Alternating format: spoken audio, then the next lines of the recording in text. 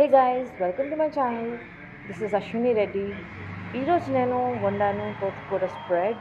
తోటకూర స్ప్రెడ్ ఎలా వండానంటే the recipe is తోటకూరని కడిగాను ముందు.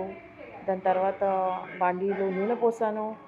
దాంట్లో జీలకర్ర, వెల్లుల్లి, తోటకూర, ఆనియన్స్ వేసి ఆయిల్లో సాటే చేశాను. దాని తర్వాత చట్నీ లాగా బ్లెండ్ చేశాను. వేరే గిన్నెలో ట్రాన్స్ఫర్ చేసి బ్రెడ్ పైన స్ప్రెడ్ చేసి బాగా కుమ్మాను. చాలా టేస్టీగా ఉంది. దాంట్లో కావాలంటే మీరు చింతపండు కూడా వేసుకోవచ్చు. అది మీ ఇష్టం పైన ఉంటుంది. తోటకూరలో కాల్షియం ఇంకా ఐరన్ ఉంది. ఇంకా విటమిన్స్ ఏ, సి ఇంకా కే ఉంటాయి. ఆరోగ్యానికి చాలా మంచిది. అనీమిక్ పేషెంట్స్ తోటకూర వితౌట్ ఎనీ డౌట్ తినొచ్చు. హెల్త్కి చాలా మంచిది. Thank you so much.